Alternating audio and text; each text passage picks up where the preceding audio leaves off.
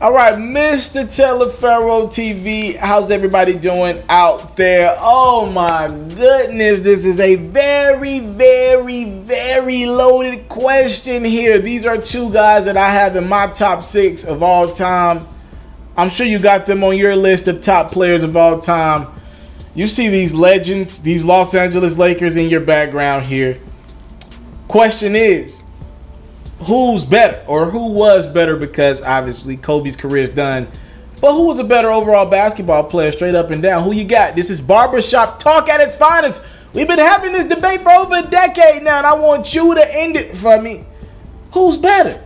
Kobe, Bean Bryant, LeBron James? All right, again, very multifaceted conversation. So what I want to do is pay homage to these legends first. We obviously understand what Kobe Bryant did on that basketball court. 5 rings, one of the greatest scorers of all time, could get his baskets off at you pretty much every which way. Towards the latter part of his career, he got into that post. He can even do the left hand in the post. He can make any shot on a basketball court.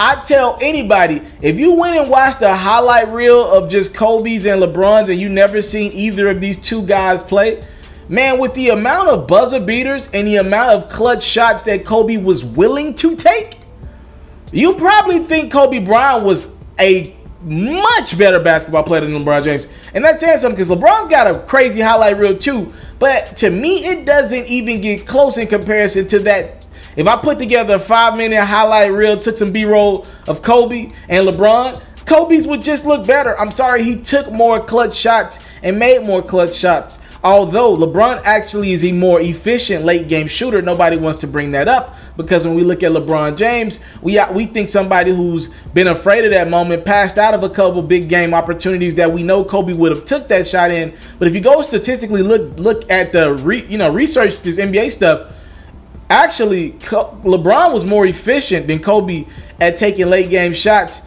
and in the playoffs, LeBron actually has more playoff game winners than Kobe Bryant. But what do I know? In regards to Kobe, though, back just paying homage to this guy, I mean, it felt like Kobe's legacy was so long. I mean, this dude started in the, late 90s, right? And I mean, his legacy pretty much continued for 20 years. This dude was on so many relevant ball clubs. He came in around Kevin Garnett. He went through the Tim Duncan era. I mean, he was greater than what Tim Duncan, to me, in my opinion, was. He stayed greater longer than Tim Duncan did. And that's saying something. Tim Duncan was phenomenal. But Kobe's 5 rings, I don't care if he had Shaquille O'Neal or not, that boy was balling, especially for them first, the second and third ring. Man, that year that they ended up going against the New Jersey Nets, by the time the Lakers had won that third ring back to back, Kobe was on some legendary-ish. I mean, he tagged in the Jason Kidd. I mean, at that point, Kobe was ready to go. He was ready to be the greatest, and that's probably part of the reason why him and Shaq couldn't get along, because this dude was just too good. This dude was in the gym, putting in that work. Kobe Bryant, I think, is a better 3-point shooter than LeBron James. I don't think anybody's arguing that. I know LeBron can make him and knock him down, and he's still getting better at that. So maybe we have this conversation a couple years from now. We say LeBron, to me, Kobe was a better marksman than LeBron James. Right? I could trust Kobe to give me 4 threes a game before I could trust LeBron to do that.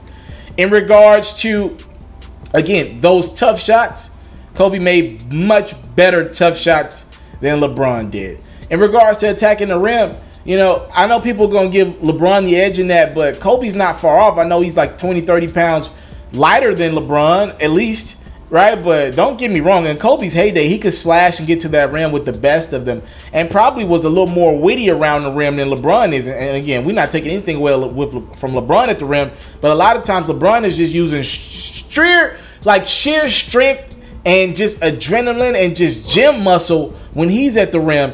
Kobe's a lot of the time using finesse around that rim, especially when he, you know, towards the latter part of his career, around 28, 29, he really started to lay the ball in more and stop those highlight dunks that he wouldn't realize would take years off the back end of his career if he kept doing that, right? In regards to Kobe, just on the fly thinking here, this dude, I mean, mid-range game, better than LeBron James. I mean, he mastered anything from that 2-point line.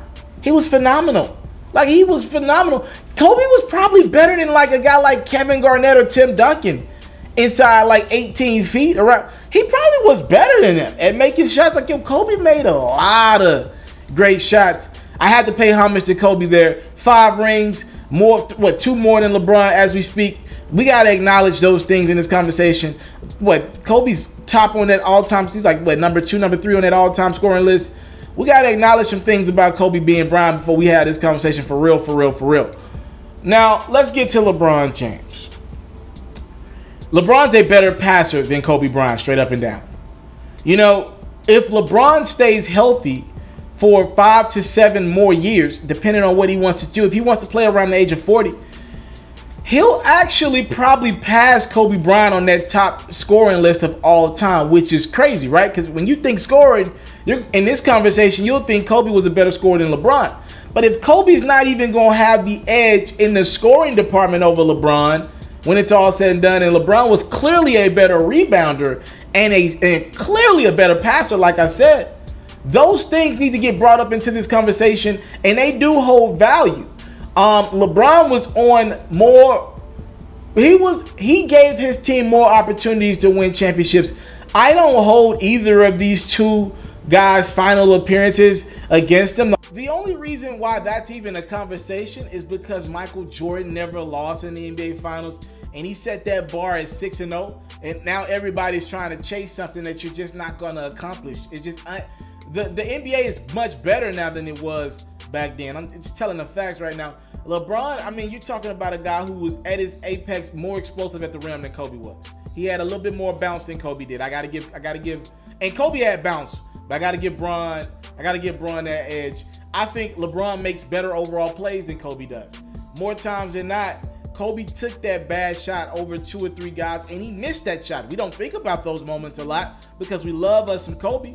There were a lot of tough shots that Kobe Bryant took to end games that were just unadvised. Over one defender, okay, we're taking Kobe all day. If we really want you wide open, but if it's over one defender, Kobe has shown us time and time again he can make a shot over one defender.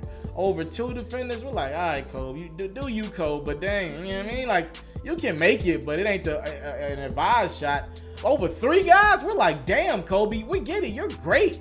But sheesh, I think I want you passing out of a triple team.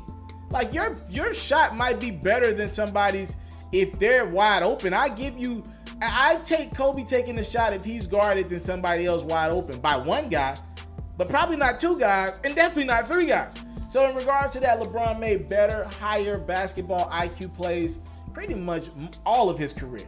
That was one of the big rifts between Kobe and Shaq. Shaq was like, you ain't feeding me enough. I'll get you to rock, but let's go inside out first and get to each his own. I like LeBron in the IQ conversation.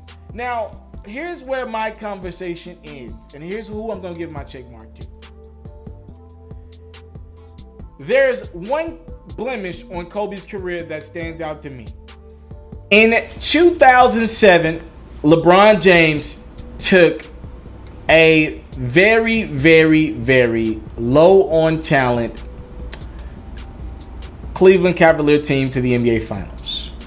Just to name a few of the guys that were present on that roster, the starting point guard was Larry Hughes. The starting 2 guard was Sasha Pavlovich.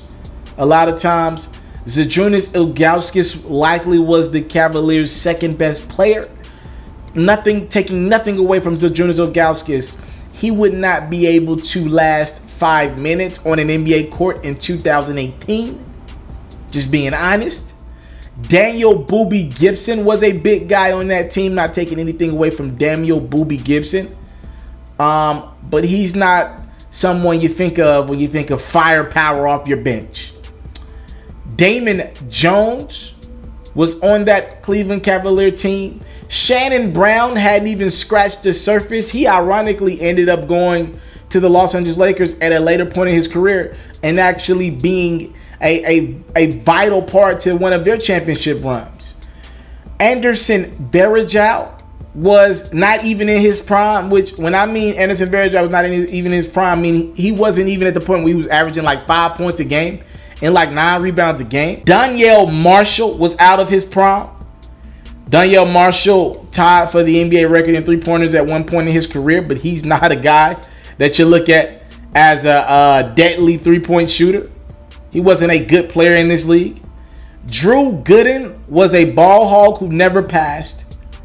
Eric Snow was on the down end of his career. Might I add, a career that where he was, to be honest with you, a guy that dribbled the ball up the court in Philadelphia to get the ball to Allen Iverson. That really legit was his role, to put Allen Iverson in great positions to win, and nothing's wrong with that.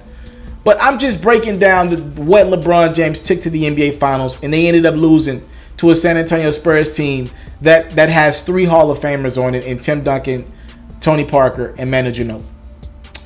LeBron took that to the finals. He got swept, but he single-handedly took that to the finals. In 2006, Kobe Bryant was on a Los Angeles Lakers team that was up 3-1 against the Phoenix Suns. Now, I am not trying to take anything away from Kobe Bryant's 2006 team, but if you go look back at both of the rosters, right? If you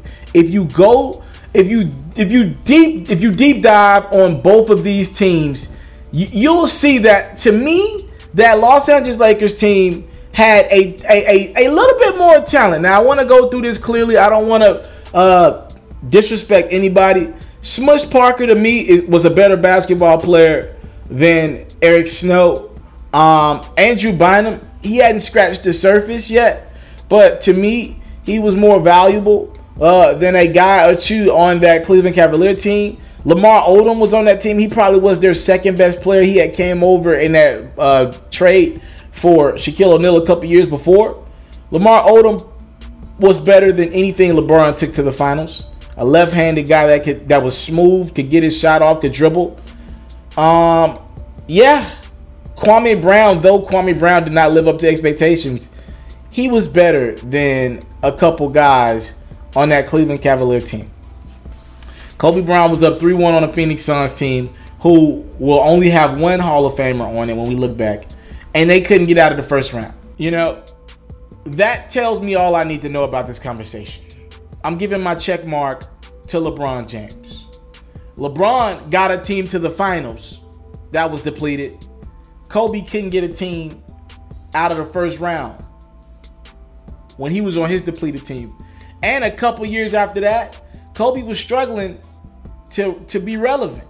He had to come out and say he wanted to be traded to get what he wanted. Say what you want about LeBron James. Even in his early days in Cleveland, after maybe year 2, every team LeBron James on was a relevant team, viable team, contending in the Eastern Conference, always made the playoffs. There's no stretch in LeBron James' career where he was not making the playoffs like Kobe's career had.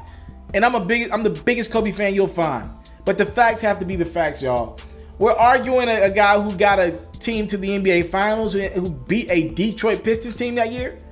And we're arguing a guy who couldn't get past the first round when he was on a depleted team. Though Kobe's stats might look better, LeBron contributed to more winning plays. And that's the definition of this conversation. Ironically, Kobe has more rings than LeBron does. But I think that conversation will end. I think LeBron will end up with 5 rings, right? And his rings will matter more because he did it with less. And at the apex, like, Kobe's going to always be tied to Shaq. People are going to say LeBron had to join other guys, but they're going to say it was LeBron's team. He just had to go get D Wade, Chris Bosh, Kyrie. Like, nobody will say it was Kyrie's team or D Wade's team, because you know you're lying. People will say Kobe's first 3 rings were Shaq's. And I hate that argument. I'm just telling you how it is. LeBron was the apex on every championship team he's been on. Kobe was not. And like I said earlier, I'm giving my check mark to that guy who now is a Laker. But I'm giving my check mark to LeBron James because he made more winning plays. He was more of a winner than Kobe. And Kobe is a phenomenal competitor. But I mean, some of his he'll tell you to, you know, if you ask him, I'm sure behind the scenes, a lot of what didn't go right in Kobe's career was selfishness. I know people are going to be like, yo, Kobe got 5 rings, LeBron got 3. Look, LeBron has put his team in so many positions to win a championship they had no business. The team he took to the NBA Finals in the 2017-2018 NBA season had no business being in the finals. Kobe couldn't have gotten that team in the first round, out of the first round. And that's where my conversation ends. Thank y'all for the time, love, and support. Please tell me who you got in this very, very competitive debate. Kobe, LeBron. Kobe, LeBron. I want to know your answers in the comment section below. I'm out. I came from nothing, but I want everything God has for me. I interview celebrities. I talk sports. I still represent the culture. I got the kids. They are now tuned in. Yo, we locked in right now, Mr. TALIAFERRO'S. Mr. TALIAFERRO'S. Mr. TALIAFERRO. Mr. TALIAFERRO. Shout out to Mr. TALIAFERRO. You're watching Mr. TALIAFERRO TV. Mr. TALIAFERRO TV. Here with the triple B's, you can't do nothing but win.